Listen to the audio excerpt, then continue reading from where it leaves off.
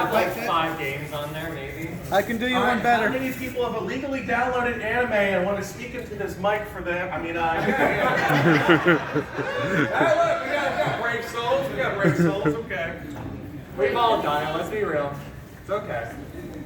We've all been on LimeWire. I'll do it. I have no fear. Do you not? Give us random facts. How many of y'all remember watching the entire animes and like a whole? Yeah, who still binge watches? Well, I was gonna say on YouTube, where like it's split into like 5 different parts. Oh, Yeah. Yeah, who grew up watching episode 4, part 5 of Naruto? Then you go to the 6th part, and it's actually in Spanish now, and you don't know what's going on. Okay. We got some OGs. Yeah, I can try one. Let's see if mine works. I don't remember anything. I'm just gonna put a bunch of emails in. All right. Also, how many of you are enjoying this weekend? You guys enjoying the weekend? Yeah, y'all having a good time? Woo! Yeah, Animax is great. This has been like I've been here since middle school, like 20 years ago. 2 weeks ago? Yeah, I'm Verification. sorry, we got verified. Trust me, we're You guys professionals. are very epic. It just doesn't sound like it. PowerPoint. This is all hype for literally nothing. I hate to tell you, but There will be giveaways, by the way. yeah, we are giving away stuff. Yeah. So there's like free stuff. Look, we got to do something, okay? We got some video games. I lost some of the good stuff on the way here, but I do have a mystery Atari game where literally no one knows what it is, but it does work. What do you mean you lost it? We got lost.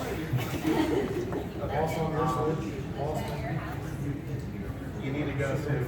Did you get hungry on the way here? Yeah, I got hungry. I ate it. I got it. Shots. Okay, I'll get at least speak in. So anyway, my name is Kyle Schmidt, or you can call me Joe Schmmo.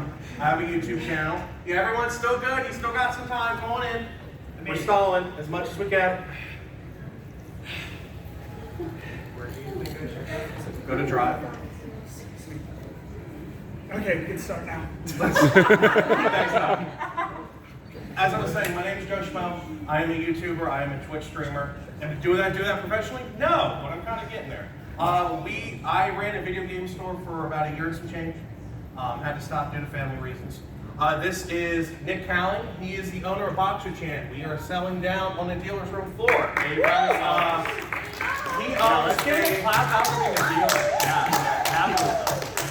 He has a anime subscription box that tailors to your service, which means we go out of our way to make sure all our product is real. We make sure no bootlegs, no Naruto episode 1 through 48 from Malaysia. That's also in Japanese, Spanish, Chinese, and everything else. We make sure the figures are real, not like Loot Crate and Otaku Box. We don't just, everything you get is different and everything is real.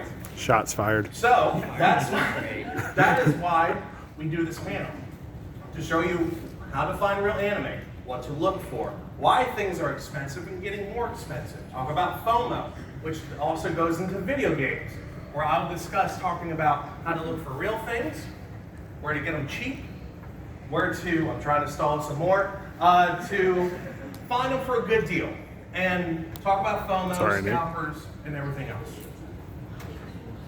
Tell us a funny story. Alright. You know what? I'll start with we'll wait for this. Well, we have a PowerPoint of actual accurate information, but I will start with anime stuff. Yeah, go. We'll go to anime for a little bit. Alright. How many of you, so when we raised hands for anime collecting, not many people of you raised hands. How many people know, think of an example of buying something from, say, Target. Say, like Blu-ray series, like Blu-ray movie, Frozen or something like that, some Disney movie. You buy it, you bring it home, the value is lost 80%. It's like a car. When you buy anime, it is a completely different beast, just the same as games are. And I think a lot of people don't really see that.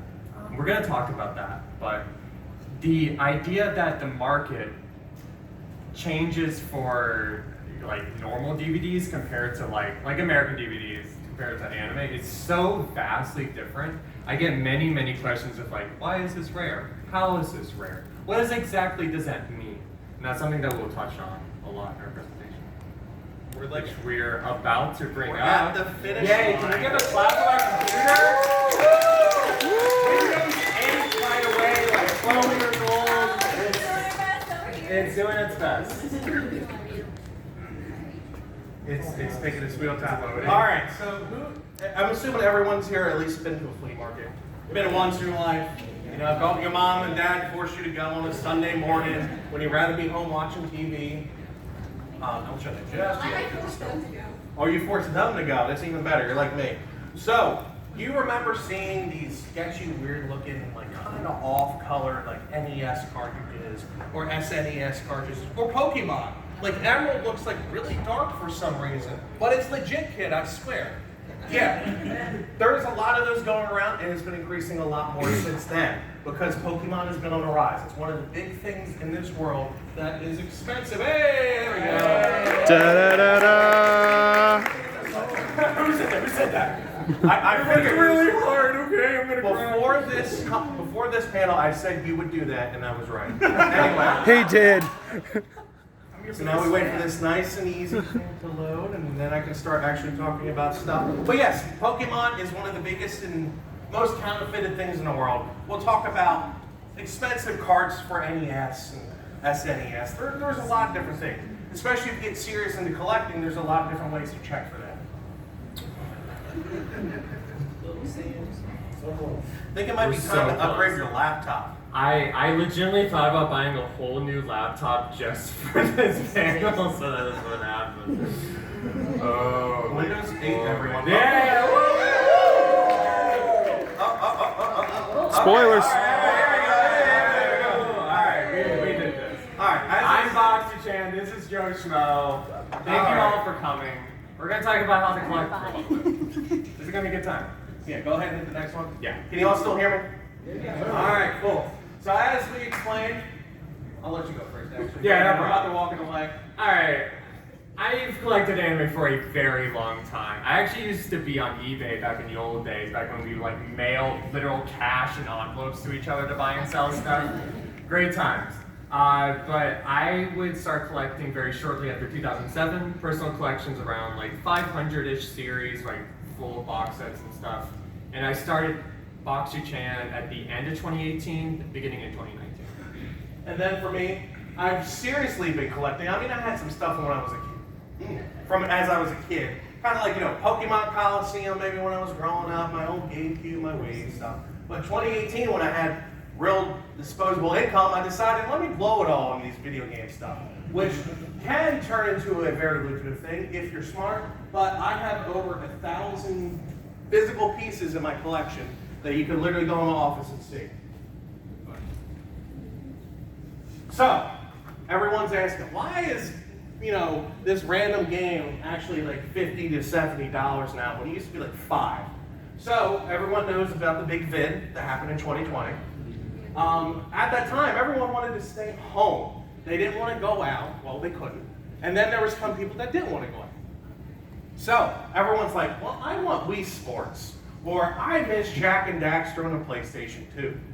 So everyone started buying. Then everyone started saying, oh, so my old stuff's actually worth money now. What is it? Supply and demand. No, you're good. Yeah. Supply and demand. So, like Wii Sports, no one wanted it. Everyone threw it out. Was making collages, doing all this stuff with it. Now it's $25. Wii Sports Resort, same thing. Now it's like $40 complete in a box. So, random games you didn't want back then, now they're money because people want them. So, and like I said before, people, you know, oh, you want to buy it for like $25? Well, I got it for $30. But there's no one else in town that has it, which causes the price increase. And then price gougers, scalpers, etc., etc. So, another one I really wanted to bring up. Microsoft recently announced the Xbox 360 is basically going to die. The online servers are going to die at the end of July. It's like July 29th, somewhere around there. So people are starting making FOMO, which feeling of missing out. So a good example of this, 50 Cent Blood in the Sand. Has anyone played this game? That's awesome. Exactly, 3 people. So it is a cult classic. By that, it used to be $5. It hit $150 now because the physical print no one bought. So GameStop, EB Games, Target, Walmart, throw them out. Another one was Spec Ops: The Line. $10, $15 game, shot up to 90 overnight the moment they announced this. So, FOMO is a very big reason why prices just increase, especially speculation, like the PS3. There have been rumors here and there, which I've even reported on, dove into things talking about what could happen. PS3, right now, they're dealing with the Helldivers, all that controversy that's going on. So all that's got pushed to the back of the mind. Go ahead. Oh, well, okay. So with the PS3, no one knows what's going to happen. But FOMO's already started. Prices already started increasing. The good thing, though, Microsoft is currently putting everything on sale for the 360 store. With that, there are like 90 games that are going to be lost to time because they never made it off the arcade. So there's a good chance that people could preserve them, buy them, or you can buy a bunch of games that you can't physically get on the 360 store. Now, there are people asking, how do I start? How do I do this cheap? Well, there's a couple places. You got to deal with people. You got to go out and do things most of the time. But one of the easy ways so you don't have to leave home, because there's some people, in social interactions kind of, I get that. Goodwill auctions is a good way to start. As you probably notice if you go Goodwill or thrift shopping through the Goodwills, there's no more video games anymore. Or it's we ski or something that no one wants, like Planet Fitness workout or something like that. Yeah, Connect games, stuff like that. So what Goodwill started doing, oh wait, it's COVID, this stuff's worth money. So they started sending it to these warehouses where they put it all online. So one Goodwill could have like 150 NES games with like 3 systems. They have it starting at a penny bid. Same for N64. I've seen Virtual Boys go for sale, which those are rare. I've seen Vectrex. I've seen everything you can think of. People just give away, throw it into the bin at Goodwill. Stuff that's worth thousands of dollars, they just throw away. So what people do, they get big lots. They go and compare prices, do all that. So if you want to get started, there's always cheap lots that you can get. My suggestion is, if you're a night owl, how many people are night owls? You stay up till 4 or 5 o'clock in the morning, game and doing whatever. Best time to get it is 3 o'clock in the morning. No one wants to bid on those, stay up and snipe. Same for eBay. Great time to do it. I have won multiple very expensive things by staying up till 3 a.m., just waiting for it to go. And it goes on West Coast time, so might be 6 a.m. sometimes, might be actually 3 a.m. our time. Just depends. Next place is a big flip of the coin, but Facebook Marketplace. Going back to, hey, I know what I have kind of, deal, people are going to charge you way more than what it's worth. When I have, let me say, Grand Theft Auto 5, very popular game, has outlived systems as it keeps on going. Well, there are people up there selling sealed Grand Theft Auto 5, which is $20. They're selling them for $8. They think they know what they have, but they don't, and they don't want to listen to anyone. And then there's, like phishing scams, which me and my friend have dealt with recently, because they had Mario Kart Double Dash, a $55, $60, $80 game somewhere, depending on the day. Mario Sunshine, a $60 game, and a bunch of Mario parties, all for $55. Seemed real good, so we reached out, and my buddy was talking to him. All of a sudden, while talking to him, oh, this person had given me a better price than you. What do you want to do? Nah, I'm okay, fam. I'll just leave it be. And then I try to reach out separately on a different day. Immediately ended the sale price. So, beware of scammers. That's the only thing with Facebook. People think they know what they have, but they really don't. Next one, we talked about pregame. Flea markets and yard sales. Great place to go find stuff. There are some people that think they know what they have, but most of the time, if you see a mom and a dad pull up in their minivan, flip the trunk open, they just want to get rid of their kids' stuff. You can find great things. I know people that found a Jungle N64, that green see-through plastic one, that, a bunch of Mario games, and PS1 like RPGs, $10 for the whole box. That's it. Okay, no problem. Here's a 20, keep the change, have a good day. Stuff like that. It sounds weird, but it happens way more than people think. I am on a bunch of Facebook groups where people go out to this area here and find that stuff all the time. And then there's YouTube channels, which I'll talk about later, about people, how they run a business and do the same thing.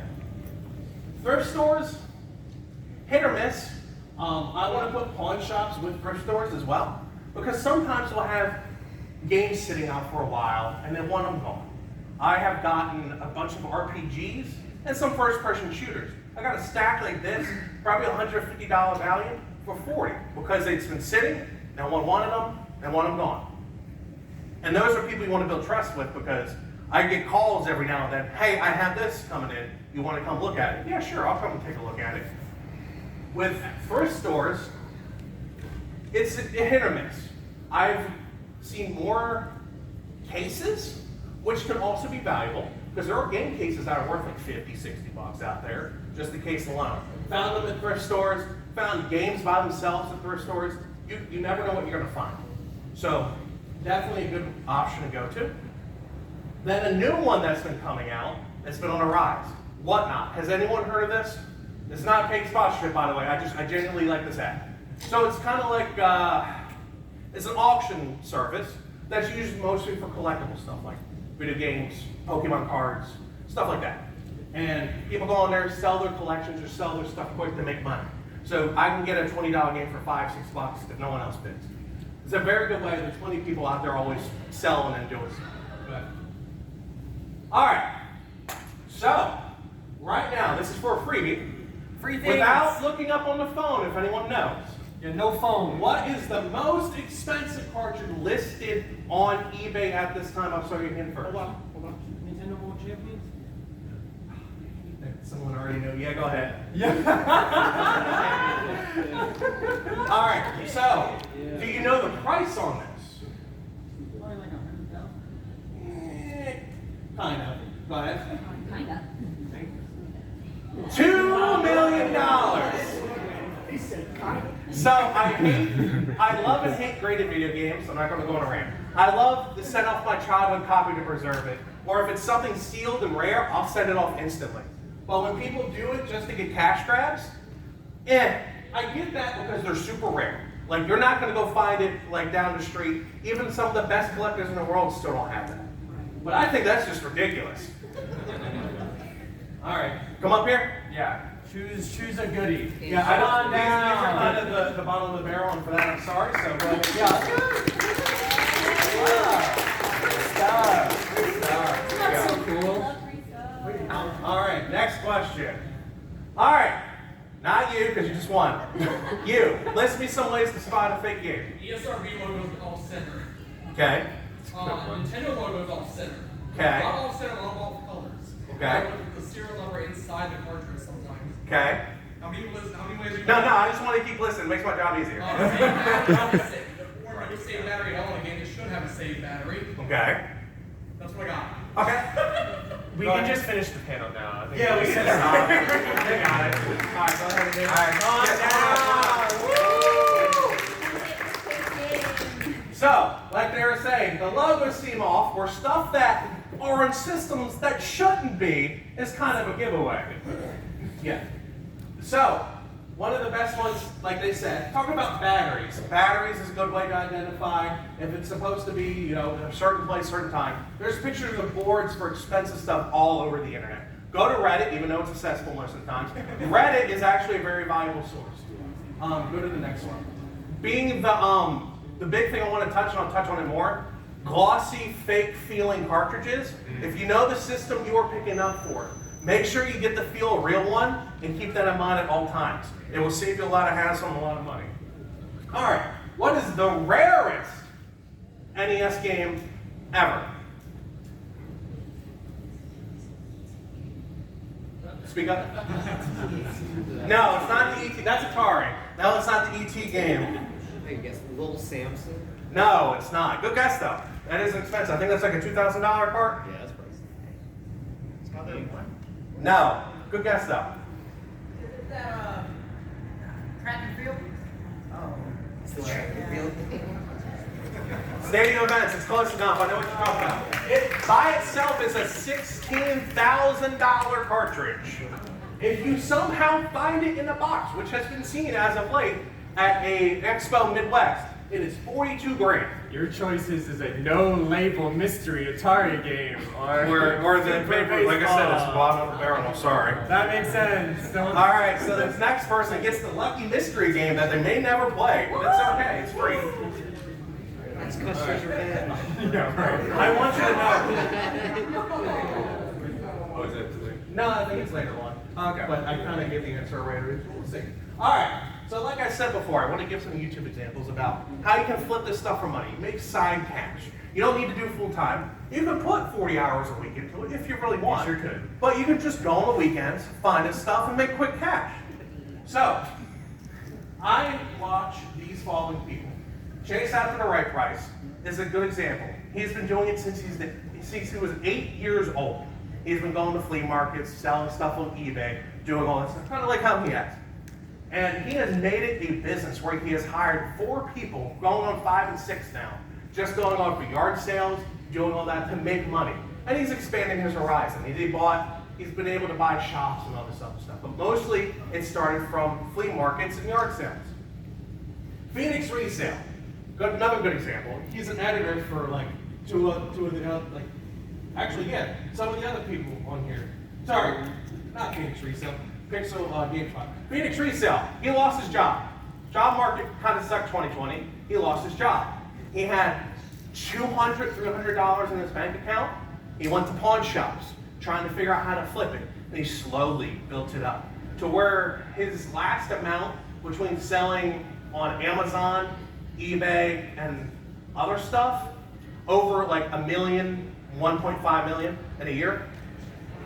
Arkansas Picker is a small guy, but I really love him because he's got that southern drawl, and he goes out to these flea markets still, and he shows that with picking all this stuff up, his car blew up.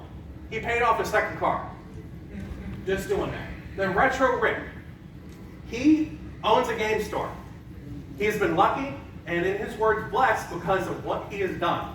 Everything lined up because of his reputation, because of how he's been doing it, doing his stuff on the side, collecting, getting to know people, through collecting, going to yard sales, doing stuff like the Goodwill and stuff like that. He's been lucky enough to be able to own a game store. How does he fund that? Still going out to conventions, finding deals, going to flea markets, having people come to him. All this started from going out to the Raleigh, flea market on Saturday, Sunday, finding a tub of games for like 20 bucks, 30 bucks, and going from there. Another one I wanted to mention is Pixel Game Squad. He's an editor for all of them. Does the same thing. He's going on a series now where he collects NES games. He's collecting every single one he can find that he doesn't have copies of. But it started at flea markets.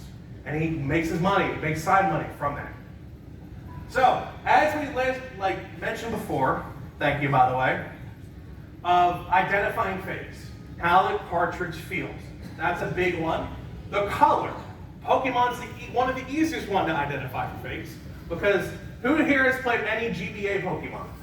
Emerald, Sapphire. Yeah, pretty much everyone. Okay, so you know what Emerald looks like, right? Yeah. If I hold you up a light green and a dark green, which one do you think is going to be real? The light green.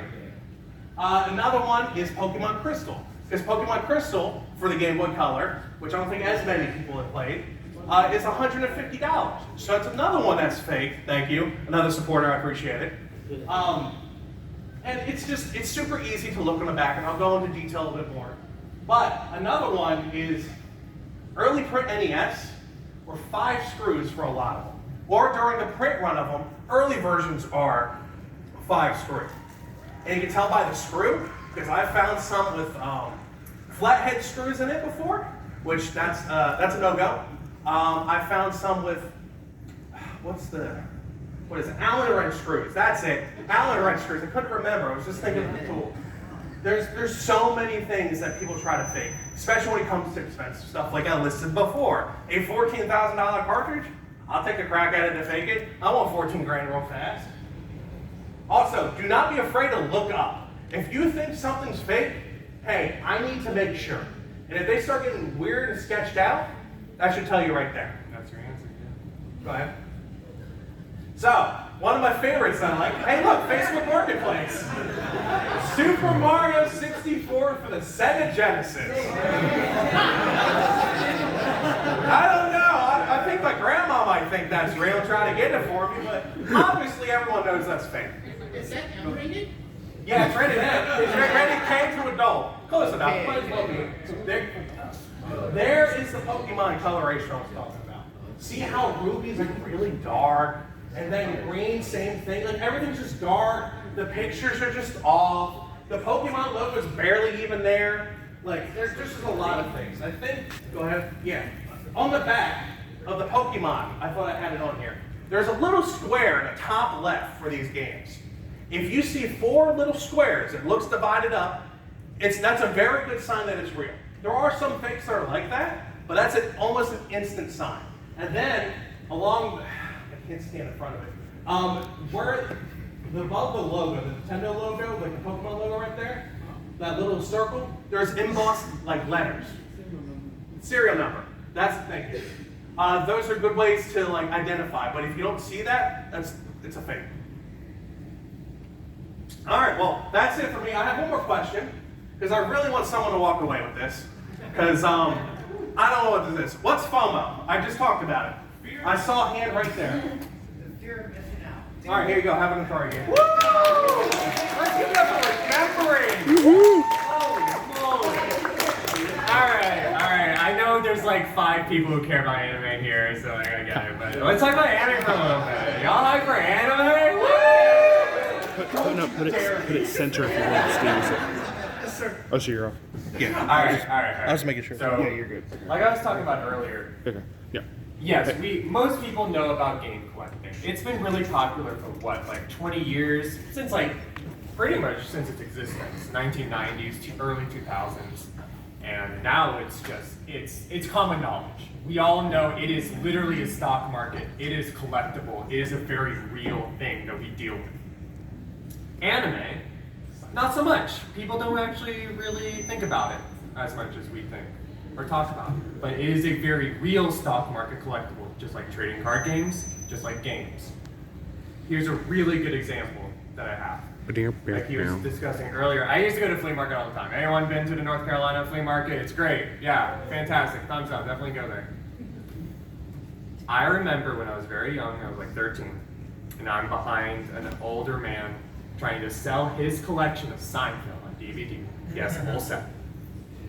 And he is getting very irate because the person who he's selling to says, "Hey man, I can only give you 20 bucks for this." And he's like, "What do you mean 20 bucks? Seinfeld is the greatest show of all time. I love Seinfeld. Everyone loves Seinfeld.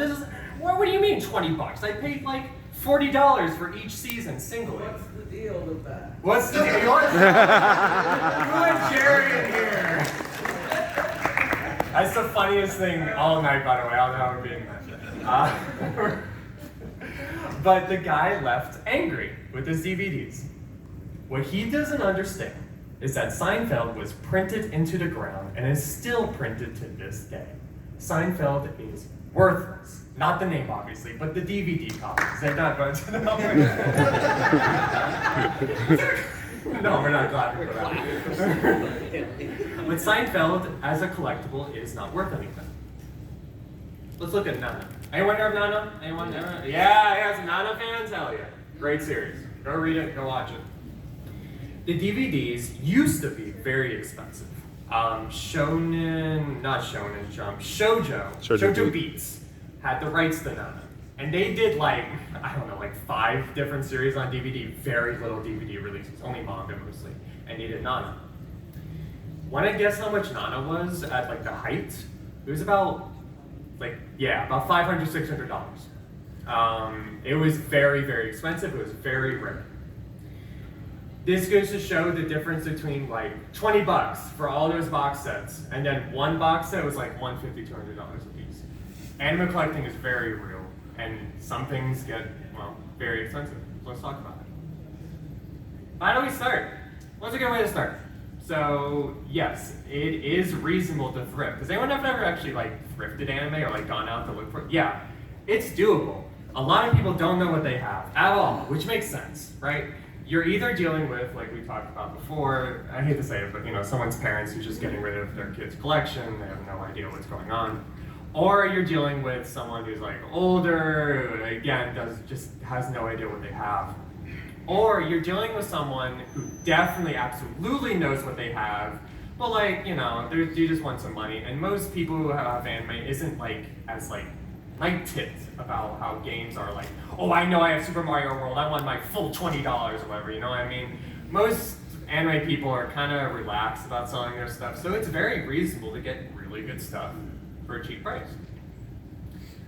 First thing first though, bootlegs, really easy to spot. We'll talk about it in a minute. Secondly, most people who like anime, they care of their actual collections much more like than themselves. Honestly, let's be real. Like I have never gotten a collection of anime that was like dirty or broken ever. They are immaculate. And I'm like, what? And while like game collections, I've gotten some that are like, you know, scratched and all that stuff in terrible condition, but anime, always pristine. A lot of garage sales and estate sales will, yeah, like I was saying, not know anything about anime. They just don't really know what they have. They don't really know the collectible world of it. So always look in DVD stacks. Wherever you go, if you go to a estate sale, yard sale, whatever, you never know, you're just looking through like, you see like Bugs Life or like some random like shitty 2005 movie or whatever, and then you like see like, oh hey, I see Nana, like we were talking about earlier, stuff like that. Making money off of anime is very reasonable and very possible. Good example, Eureka 7. At the height, here's my first question for a freebie. We got seasons. These are good giveaways. Good giveaways. I will give 2 chances to guess what it is. Whoever guesses closest will get it. What was Eureka 7 DVD's worth at its height? $700? Second person. I'll give $701. Alright, you on the back. $600. 600, 700? You are right on. 600 or 620. Come on up here. You were very close. And honestly, 700, there might have been a selling for 700. It's very reasonable. But yes, at its height, You're the best. it was around, Around. yeah, $600. It was extremely expensive. Okay, yeah, absolutely. Which one do you want? Okay, this one. Yeah, sure, go for it. Enjoy. Thank you. Hell yeah. And now today, you can buy it off of Funimation right now. Go to their site and see how much it's worth. Trust me, it is printed to the ground. They printed DVDs and Blu-ray versions of it. By the way, if you haven't seen Eureka 7, go watch it. It's phenomenal. It's very good. Very good. Soiled your chances. But this goes to show that anime is absolutely a collector's market. It is a stock market. Prices fall, go up, all of that. So what do we start looking for? What do we look for when we start collecting? What do we think like, oh, this will be rare, this will be worth money in the future, this is worth investing in? First of all, an obvious choice, special edition. You know? Most people, most distributors who print special editions, it's a low print count. I don't know exact numbers. I really wish that like we could like see that type of information, that like people who are in that distributors like know stuff like that, but it's low. There isn't that many special editions that are printed for most things. Second, series that are about to lose their license or out of print. Regularly, there will be articles that come out from distributors, Funimation, Sentai, all of them, will talk about licenses they lose. And most people don't look at these articles, but they're actually really valuable information. A good example is when Full Metal Alchemist Brotherhood was lost. Right now, at the moment, no one is able to print Brotherhood on Blu-ray. Hence, it is very expensive for a legit copy of Brotherhood. So look for things that are about to come out of print. Yeah. So, okay, that one works. So a while back, there was a company. Was it Sunset? There was a Toei like subsidiary. Oh. I forget the name of the company, but there was a Toei subsidiary that was just going to throw out like 100 plus IPs. Yes. Yeah. Because they're like, we're going for like bankrupt, whatever.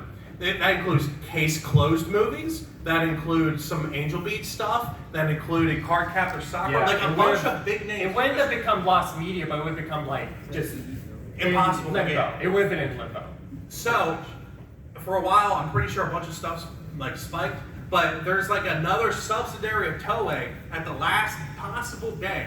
Like it was the cutoff day. They're like, oh well, we'll get them and preserve them. So they saved about like 100, 200 series from going into limbo. Yeah. So that's a good example of. Look at those articles. It's real. Yeah, it's valuable information to know.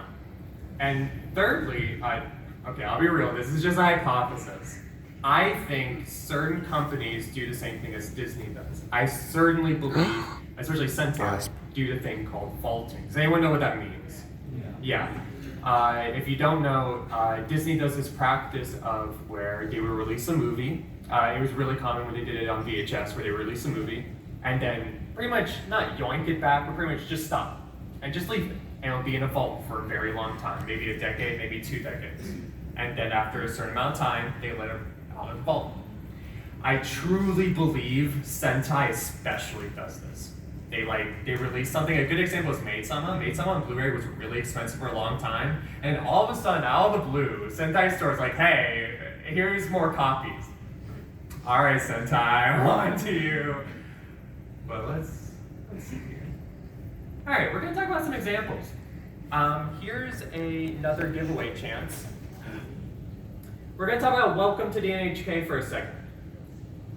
Can anyone tell me how you were supposed to buy Volume 6 of Welcome to the NHK on DVD?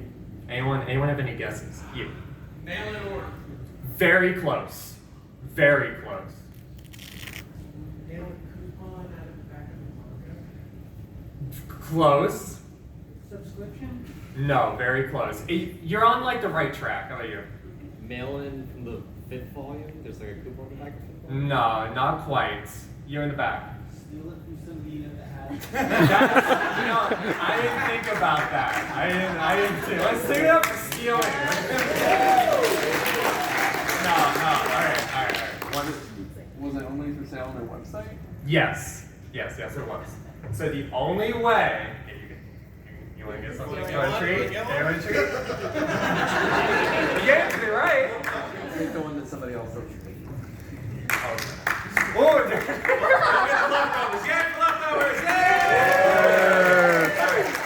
only way you could get it was very close. It wasn't a mail-in order, but this was during the time when Gonzo and ADV was being purchased by Funimation.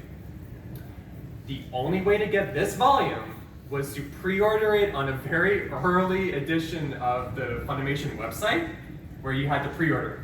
I have no idea how many copies exist, but it's very, very small. It's widely considered to be one of the holy grails of Region 1 collecting. Hilariously enough, I wish I took a picture of it, but I was looking on prices on eBay right now. There's some guy who has like 12 copies asking $10,000. I'm like, what in the world? Like 2 of them sealed. I'm like, they probably legitimately have the biggest mass amount of that in like the world. They probably cornered the market on it. Yeah, I could just buy that, and I'd be like, wow, what am I doing with my life? Write it off on taxes. That's all I'm gonna say. Business expense, yeah. Business expense. All right. The name is not on it. Does anyone know what show that volume is from in the middle? Fate. The name of the show is not on it. No, I don't know. Well, okay, thanks, bud. What? Anyone else? Bible Black? That would have been really interesting, wouldn't it have been? If Bio Black was randomly like really expensive. It's kind of rare, but like not that It's expensive. now 18 Anyone plus else? panel. No, unfortunately. You have to guess? Oh, okay. All right. So the middle is Sepang. It is considered also one of the rarest region ones, and that is the rarest volume in the middle of it. It's about like 7 volumes long. It's a very good like submarine naval war show. Highly recommend. I don't really recommend paying $500 to only ever watch it, but that's what it's worth. And Macross. Does anyone want to guess how expensive the last volume is? We have some. $800. You nailed how much the whole set is. Yeah. 500? Close. Oh, I probably told you. Let me lower. 300. You're the closest. You may come up. 350 sold last month for volume 7 alone. Also, I'm gonna have to advertise. We have all of Macross. Yeah, if anyone's interested in just So buying if you just want to like buy it all, and you would make my day tomorrow. Just and if you want to like talk deals, we can talk deals too. Just saying.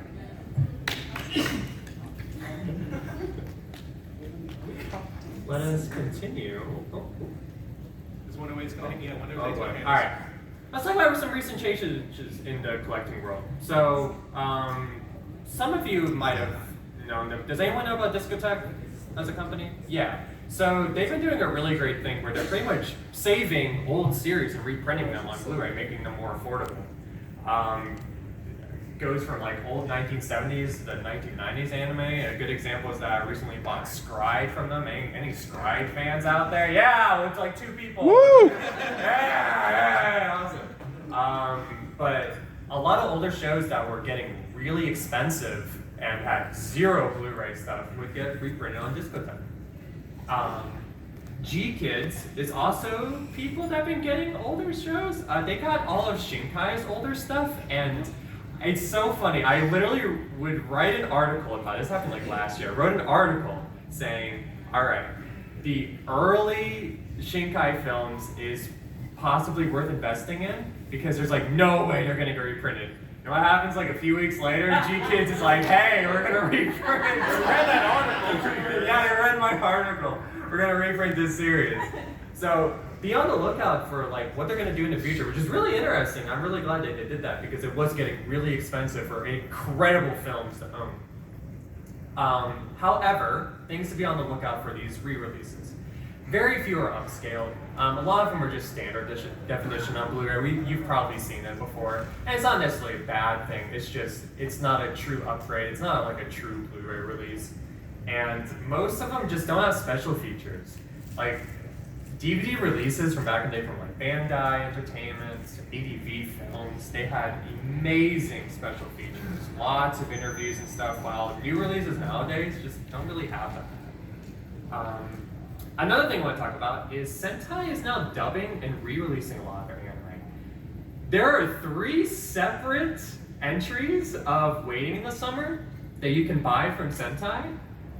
2 of them are exactly the same. I have no idea why they changed the cover art, and it's different cover art each copy too. So Sentai's like doing something. I don't think they're doing quite what Funimation does, where they dub everything, but they're re-releasing older anime that was sub only with dub. So something to be on the lookout if like a show that you wanted was expensive and might be redone with a dub. Alright, like I said earlier, let's talk about fake anime. Obvious examples. That Toradora DVD, I hate to say, that's fake. Sorry guys. I know you just want to pay $25 for like one of the best rom-coms ever. Unfortunately, it's a little more expensive than that. But listings like this, it's like Toradora, volume 1 to 25 end. I don't know why bootlegs love to do this, but they always do the same thing. It's always like episode 1 to blank, end for some reason, plus like dubbed or whatever. It's always all region. No one's releasing all region legitimately. It very, very rarely happens. Another good example is in the bottom right. It usually has mixes of English and Japanese text. Usually on the back will be also English and Japanese text, maybe also some Mandarin as well. But let's talk about the sneaky ones. In the bottom, you see some pictures of Full Metal Alchemist Brotherhood I was talking about earlier. That series got heavily targeted by bootleggers, and like in a really, really bad way. They are pretty much carbon copies online, a lot of it, of the legitimate Blu-ray release, and it's really hard to tell the difference. The actual like condition of you watching it, it's pretty much the same. I hate to say it. You're pretty much buying the same thing, and it's a very, very good copy. However, if you care about like the worth of it and paying money to the creators and stuff and to the market, it is worthwhile getting the legitimate thing. The biggest thing that happens with these, the sneaky ones, is that for Funimation specifically, that gets bootlegged a lot, is there's slipcovers on them. And for bootlegs, they always shrink wrap around it fully. Like every bootleg, Blu-ray, DVD I've ever seen, the shrink wrap is always around it, and it's really loose. It's poor shrink wrap. While Funimation releases, the shrink wrap is around the inner case, while the slipcover goes over it. And that's a really good and easy way to say, hey, maybe something's wrong if there's shrink wrap all around it. Maybe they repackage it, it's not actually new, it might be a bootleg. It's worth asking, like, hey, what's up? This is weird. Fake figures. People, when we did this thing for the first time, a lot of people asked me questions about figures. Like, how do you tell what's fake? Honestly, it's really hard. Any figure collectors out here? Yeah, it's legitimately hard sometimes to tell a fake figure between a real one sometimes, especially like really good carbon copies. But I saw this one in Temu. I just found it hilarious. That figure is so crusty looking. Yeah, it still looks so bad. Like there's no way, right? Like there's no way that's legitimate. Yeah, it's so bad. And I'm like, Temu, come on guys. But let's talk about sometimes like the less obvious. A good example is Amazon. Amazon really harps on like the people buying for their kids, right? Like, oh man, I really like this Shokan Ninja Beats. Grandma, can you get me a figure? I don't know what 8-year-old is actually whatever. But as you see here, it's extremely worded. What does it say? Anime figure Tenchi, Angel Beats, JK school uniform version, silver hair, cute girl, lowly statue, cartoon characters, box, toy model, 71 inches. Like, what is that block of text? No, that is not real. Like, usually, At least they're not the all real stuff hashtags. is nowhere near that wordy. Fake figures, especially on Amazon, they use the words like toy or cute figure, girl, anime girl. They'll even like throw in Miku sometimes, even though it's like clearly not Miku or Asian related. It's just tag words, and it's all fake. It's not real. So be on the lookout for a few things. One, logos. That's probably the most number one thing to look out for, especially on boxes. The logo will be on there. Van Presto, Tycho, all those brands that make figures. Look for their brand. It is going to be on there. If it's not, ask them questions. General quality. Hair, joints, and face. That's gonna be the number, that's gonna be like the top 3 things that looks a little weird. Like hair usually looks just bad. It looks really plasticky and it might like melt a little bit in like the pore made stuff. Joints and face might look awkward or lopsided or like clearly hand painted. And joints, bad figures are brittle. If you drop them, they're gonna break. I know it's gonna sound weird, but smell. Has anyone taken a good whiff of like a really bad fake figure? Yeah. It reeks. It is so bad. Yeah, the smell is like unescapable. It's like melted plastic. It's melted rubber. It smells terrible. Yeah, it's terrible. And the box itself, like we were talking about, a lot of bootleggers have a nice looking figure, but then the box itself, they get lazy. And they just like slap like a JPEG on it, like, yeah, okay, alright, that looks good. And like no logo, no name or whatever, it's just on there. So there's a few ways to make sure you don't get fakes. The real lookout is older figures that gets like kind of sketchy to look out for, just because nowadays everything's so standardized, but if you look at older figures that were like blister packs and like unique packaging and stuff, it gets kind of hard to like, okay, is this real or is this fake? All right, cool. And that's it. Are there any We don't have questions? that.